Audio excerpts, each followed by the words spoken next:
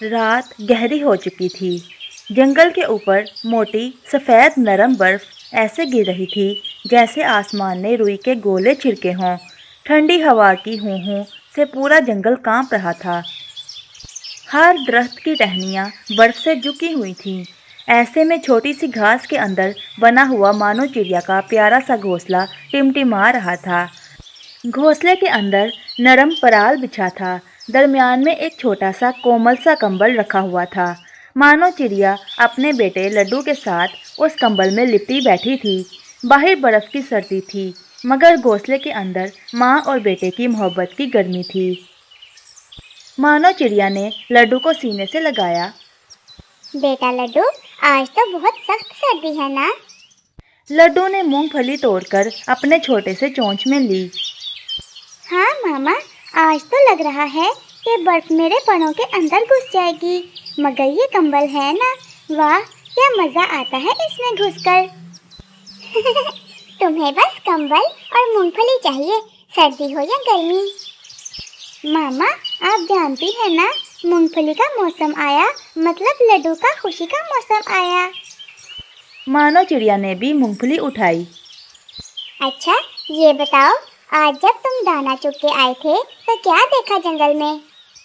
लड्डू ने जोर से बैठकर खुद को कंबल में मजीद समेटा। मामा, जंगल के बड़े दरख्त पर बंदर चाचा सर से पांव तक बर्फ से ढके हुए थे और वो बड़बड़ा रहे थे। अरे यार, ये सर्दी भी अजीब बला है। मानो हंस हंस कर लोटपोट हो गई। वो तो हमेशा कुछ ना कुछ बोलते रहते हैं। और मामा, बुलबुली खाला तो बर्फ में फिसल के सीधी अपनी दुम के बल गिरी। फिर दोनों जोर जोर से हंसे। घोंसला हंसी की आवाज़ से गूंज उठा। बाहर सर्दी थी, मगर अंदर प्यार की गर्मी थी। उधर दूसरी तरफ लल्लू कौवा, रूबी कवि और उनका बेटा बिट्टू जंगल के दूसरे किनारे एक बड़े भारी दरख्त के ऊपर लल्लू कौवे का घोंसला था। बर्फ वहाँ भी बरस रही थी, पर लेकिन उनके पास ना तो कंबल, ना कोई गर्म चीज़ और कुछ भी नहीं था। लल्लू कौवा सर्दी में कांपते कांपते बोला, रूबी, ये कैसी सर्दी है? लगता है मेरे चोंच तक जम जाएगी। रूबी कवि ने भी ठंड से लर्ज कर कहा। तो मैं क्या करूं लल्लू? मैंने तो पहले ही कहा था, सर्दियों से पहले कुछ इंतजाम कर लो। हाँ, इंतजाम? तुम्हारी अम्मा ने तुम्हें क्या दिया था शादी में? कुछ भी नहीं, एक कंबल तक नहीं दिया, बस मुझे झंझट में फंसा दिया। अच्छा, तो अब सारी जिंदगी शादी का ताना दोगे? मेरी अम्मा ने कुछ नहीं दिया तो तुम क्या शहजादे थे? तुमने कौन सा मुझे सोने की रजाई में बिठा कर लाया है? कम से कम तुम कपड़े सीती तो एक छोटा सा कंबल ही बना देती मेरे लिए। मैं कंबल बनाती? मैं कोई रिमझिम मौसी हूँ? मैंने कहा था ना तुम्हें, मूंगफली जमा कर लो। तुमने तो दिसंबर के पूरे महीने सिर्फ किस्से कहानियों में ही वक्त गुजार दिया। बिट्टू कौवा थर थर कांपते हुए बोला, अम्मी, अब झगड़ा बंद करें ना, मुझे बहुत सर्दी लग रही है। लल्लू और रूबी दोनों खामोश हो गए। फिर लल्लू ने आहिस्ता से कहा, रूबी, एक बात बताऊं? रूबी ने नागवारी से पूछा, क्या है? उधर मानो चिड़िया के पास बहुत गर्म कंबल है। हाँ, मैंने भी देखा था, उन्होंने तो कंबल रखा हुआ है। तो फिर क्यों ना ले आए? चोरी? चोरी नहीं बेगम, इमरजेंसी में उधार। मौसम गर्म होते ही वापस कर देंगे। हाँ, तुम्हारे वही मशहूर बहाने, मगर ठीक है, सर्दी है, करना पड़ेगा। पापा कंबल ले आएंगे, वाह! अब तीनों ने चोरी की प्लानिंग बनाना शुरू कर दी। अगली सुबह मानो चिड़िया और लड्डू दाना लेने चले गए। सुबह जब बर्फ कुछ कम हुई तो मानो चिड़िया बोली, लड्डू बेटा, चलो दाना लेने चलते हैं। लड्डू ने कंबल में मुंह छुपाया। मामा, थोड़ा सा और बैठ लेते, लेकिन ठीक है। फिर दोनों अपने घोंसले से निकल गए। बस यही मौका था। लल्लू कौवा आहिस्ता आहिस्ता छुपकर मानो के घर पहुंचा।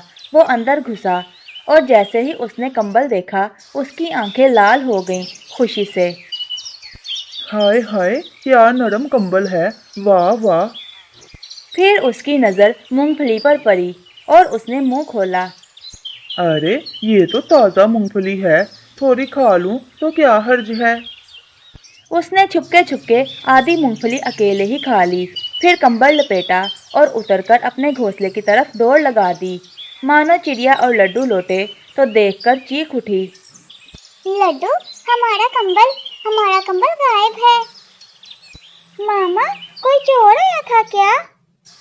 हाँ बेटा, लगता है किसी ने हमारी जरूरत की चीज ले ली है। लड्डू और मानो दोनों दुखी हो गए। मामा, मैं सर्दी में कैसे सोऊंगा? मानो चिड़िया ने चंद लम्हे सोचा और फिर अचानक बोली।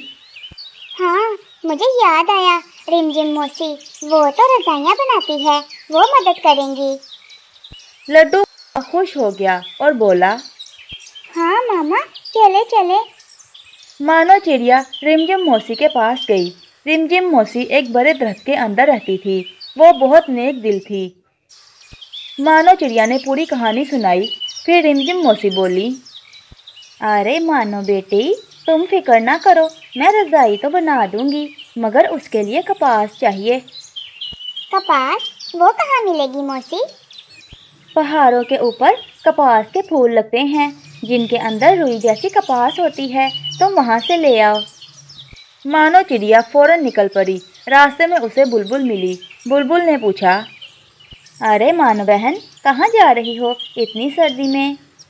फिर मानो चिड़िया ने उसे सारी बात बताई। अफसोस हुआ सुन के, चोर बहुत बढ़ गए हैं आजकल। अच्छा लो, मैं फिर चलती हूँ।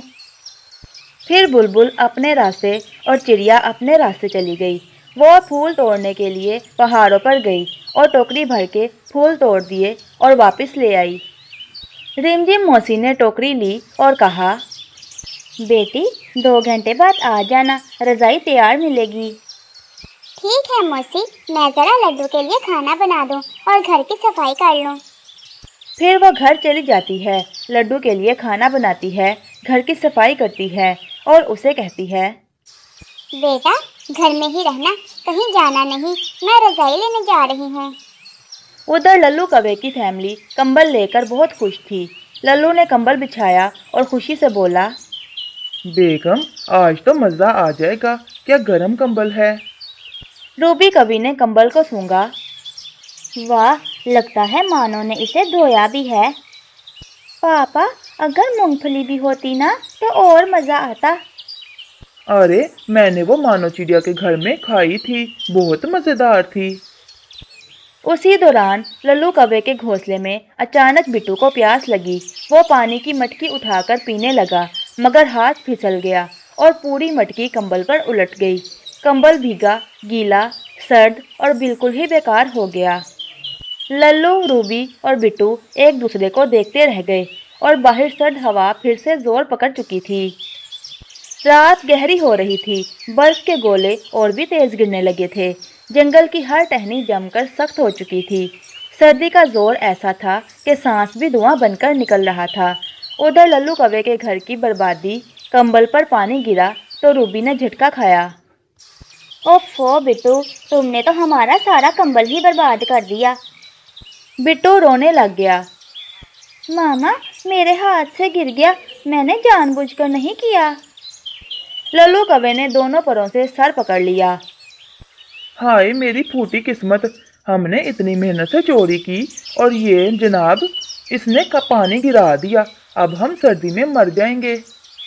तुम्हें तो बस चोरी की फिक्र है, ये देखो बच्चे की हालत, कांप रहा है बेचारा। बिट्टू छोटा सा कांपता हुआ बोल रहा था। पापा, पापा, बहुत सर्दी लग रही है। लल्लू कौवे ने गुस्से में उसे रोकते हुए कहा। हाँ हाँ, सब मेरी गलती है। अगर मैं मूंगफली ना खाता तो वक्त पर ले आता। अगर तुम खामोश रहती तो मैं जल्दी आता। अगर बिट्टू पानी एहतियात से पीता तो कंबल ना गीला होता। सब अगर ही अगर। हाँ हाँ, मर्दों के बहाने कभी ख़त्म नहीं होते। जब गलती हो बस दूसरों पर डाल दो। तुमने भी तो मुझे अच्छा कंबल नहीं बनाने दिया ना। तुम्हारी माँ ने शादी में कुछ दिया ही नहीं। उफ लल्लू, फिर वही मेरी माँ। अगर इतनी शिकायत है तो तुमने शादी क्यों की थी? जाकर अपनी पसंद की कवि तलाश कर लेते। सर्दी ने उन्हें पहले ही थका दिया था, अब मजीद झगड़ने की ताकत न थी। मामा पापा बस कर दें, बहुत सर्दी लग रही है। और तीनों सर्द हवा में सहम कर बैठ गए। उधर मानो चिड़िया रिमझिम मौसी के पास पहुंच गई। रिमझिम मौसी ने 2 घंटे बाद नई रजाई तैयार कर दी थी और मानो चिड़िया के सामने रख दी। लो मानो बेटा, देखो कैसी बनी है। इसमें कपास है, रुई है, गरमाइश है, सर्दियों में बहुत काम आएगी। मानो की आंखें खुशी से चमकने लगीं। ओ मौसी, आपने तो कमाल कर दिया, मैं कैसे शुक्रिया अदा करूं? यह तुम्हारी खुशी में है, बस ख्याल रखना रजाई को गीला ना होने देना। जी बिल्कुल मौसी, लड्डू के लिए आज बहुत जल्दी घर पहुंचना है, वो तन्हा है, मैं चलती हूँ। मानो ने रजाई उठाई और वापस अपने घोंसले की तरफ रवाना हो गई। लल्लू घर में अकेला बैठा था। बर्फ बहुत तेजी से गिरने लगी थी। लल्लू घोंसले में डर रहा था। मामा अभी तक नहीं आई, कहीं बर्फ में फंस तो नहीं गई? वो दरख्त की शाहों में झांकता मगर कुछ नजर न आता। मानो चिड़िया घर पहुंच चुकी थी। लड्डू बेटा, मैं आ गई हूँ। मामा मैं तो डर ही गया था। ये देखो नई गरम रजाई। वाह मामा, कितना नरम है, कितना अच्छा है।